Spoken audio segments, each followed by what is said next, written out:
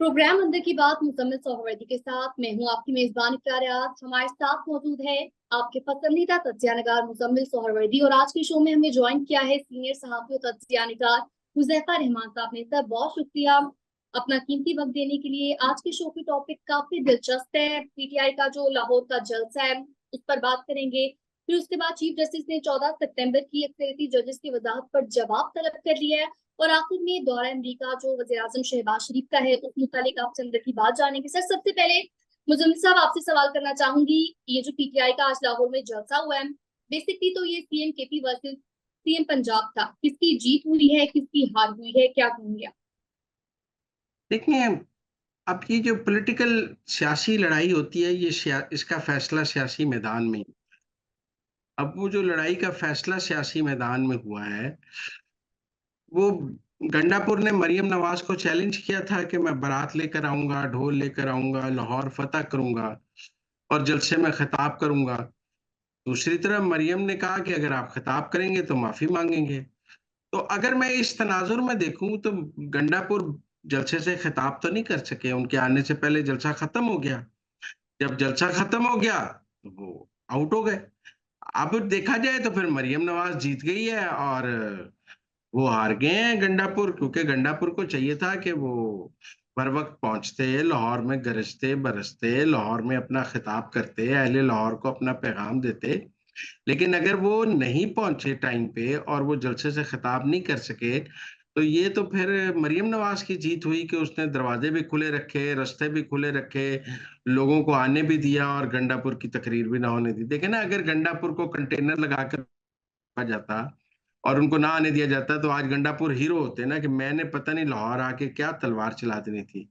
मैं लाहौर आया, मुझे वो तलवार नहीं चलाने दी गई। लेकिन सारे रास्ते खुले थे, गंडापुर तो 120 की स्पीड पे भागते आ रहे थे। और अगर वो आए और उन्होंने आकर ये खिताब नहीं कर सके, तो इसमें अब मरियम नवाज ने तो उन्हें खुला मैदान दिया। वो उसको अब कसूर किसका है? ये कहेंगे कि जी, कहा जा सकता है कि उन्होंने बत्तियां बंद कर दी 6 बजे। अच्छा जी, 6 बजे बत्तियां बंद कर दी तो पीटीआई की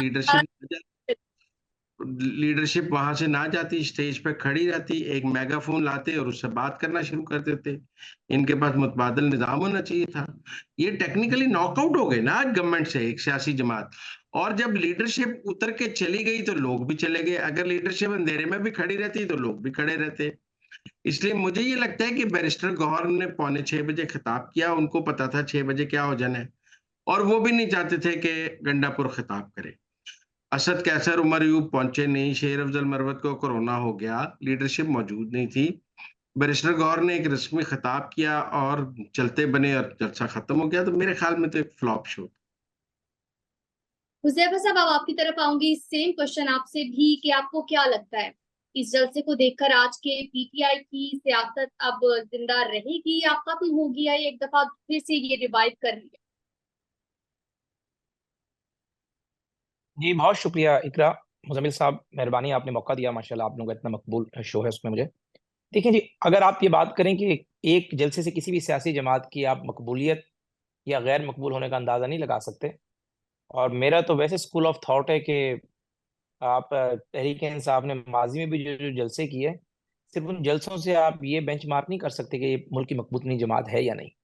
और जबकि इसका दूसरा आपके सवाल का जो हिस्सा है कि आया कि मरियम नवाज़ साहिबा कामयाब हुईं या अली अन गंडापुर नाकाम हुए। देखिए, इसमें तो नो डाउट पंजाब हुकूमत ने एक मुदब्बिराना फैसला किया, जो कि बदकिस्मती से इस्लामाबाद की एडमिनिस्ट्रेशन नहीं कर सकी। उन्होंने रास्ते भी खोल दिए और एक मुनासिब मकाम भी उन्हें दे दिया और अवाम के सामने उन्हें एक्सपोज़ होने का मौका भी दे दिया।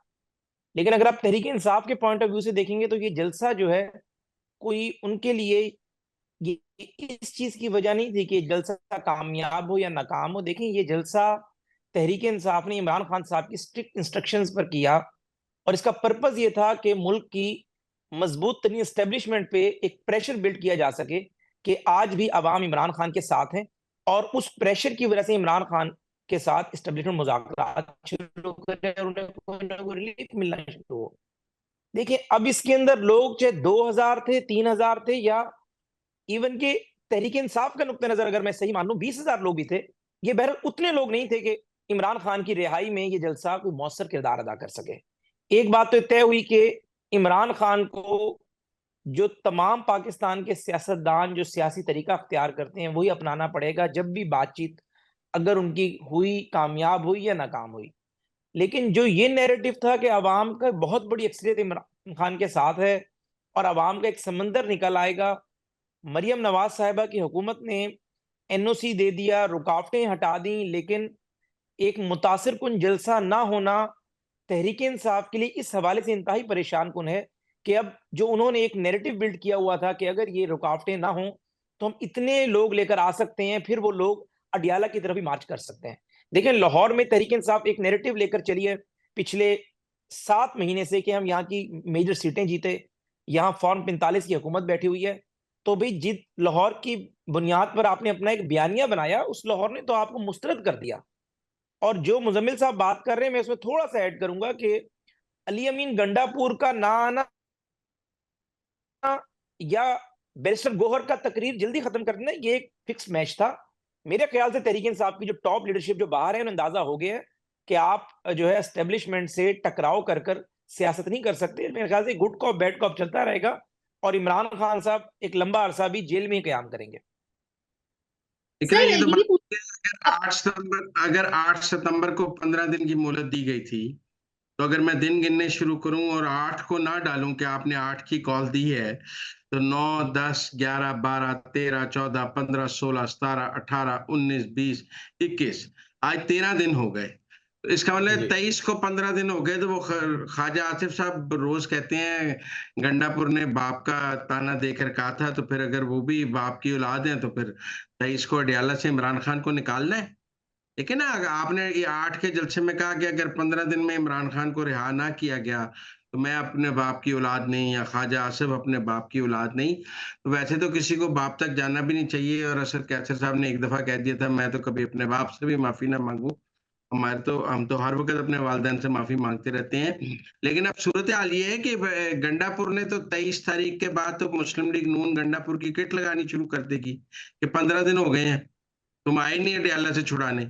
और अगर इमरान 23 तक नहीं। मुजम्मिल साहब, आपको इस दश्त की खाक छानते हुए 4 दहाइयां बीत चुकी हैं, आप ज्यादा चीजें समझते हैं।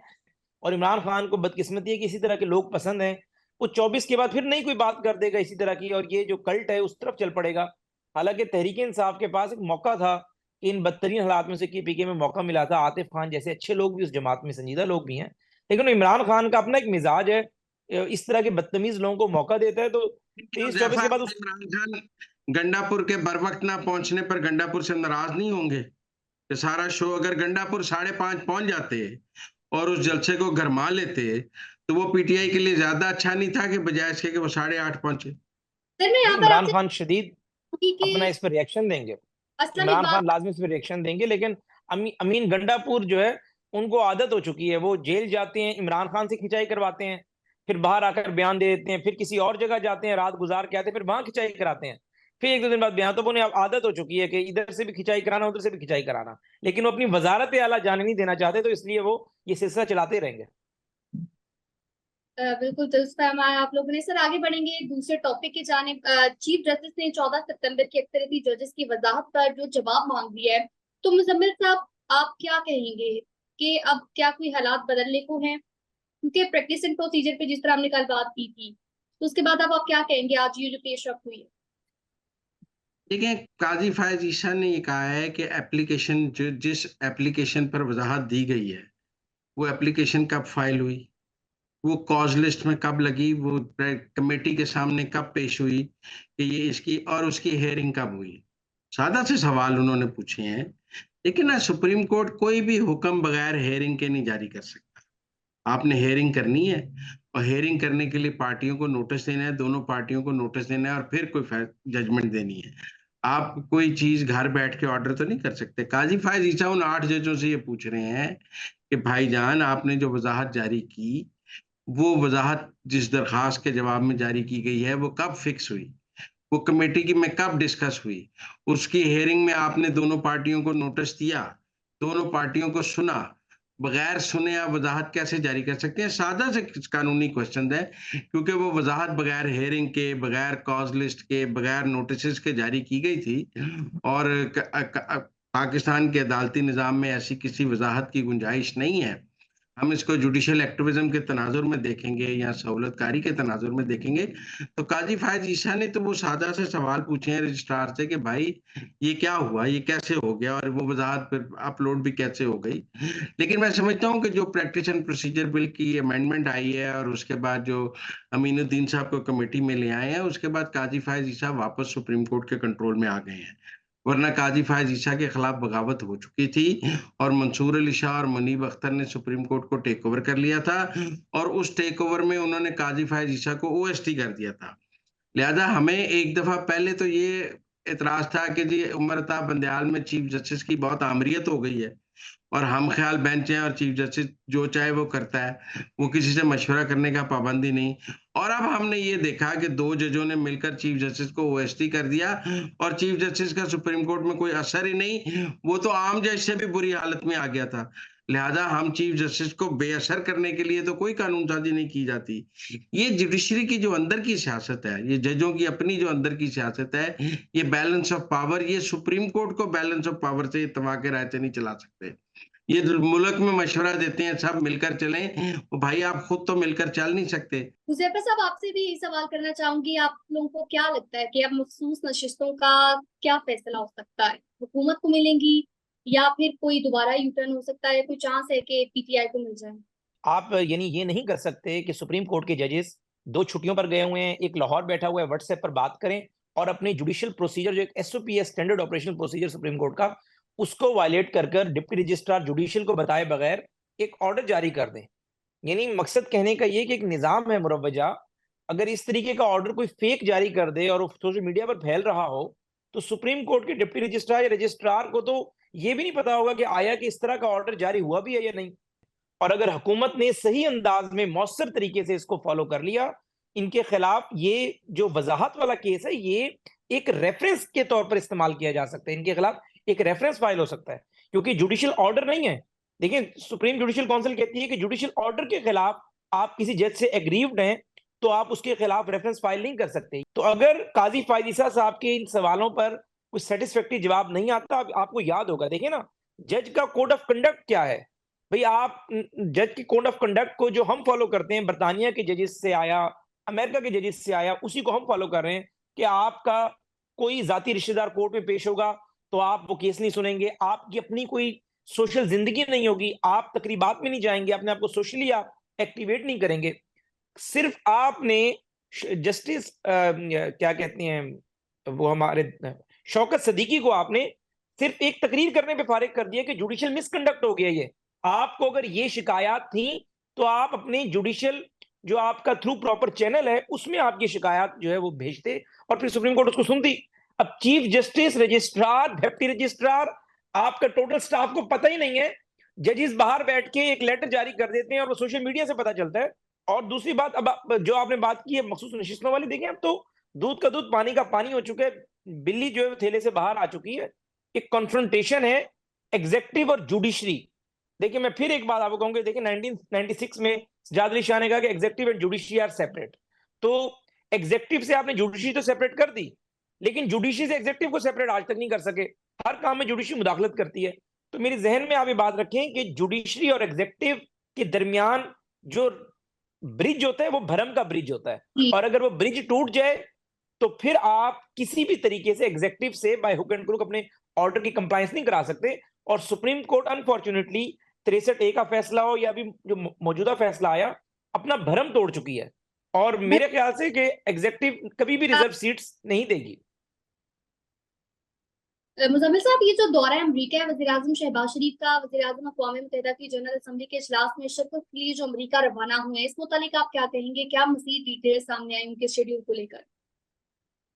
एक तो जब भी यूएन जनरल असेंबली में हेड ऑफ द स्टेट्स जाते हैं, तो एक तो जो वो तकरीर करते हैं वो उनके मुल्क के एजेंडे और नैरेटिव और मुल्क का बयानिया होता है जो वो यूएन जनरल असेंबली में बयान करते हैं और उस तकरीर को दुनिया सुनती है, इंटरनेशनल कवरेज मिलती है, एक इंटरनेशनल प्लेटफॉर्म है, तभी तकरीर करते हैं, लेकिन वो एक तकरीर है।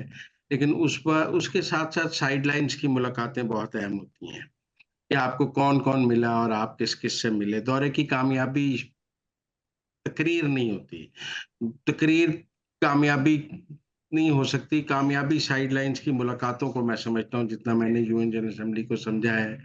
कि उससे पहले जब एक दफ़ा हम गए थे प्राइम मिनिस्टर, तो उन्होंने आईएमएफ के वफ़द को बहुत दफ़ा मिले थे और आपको याद है आईएमएफ की डील क्रैक हुई थी वहाँ।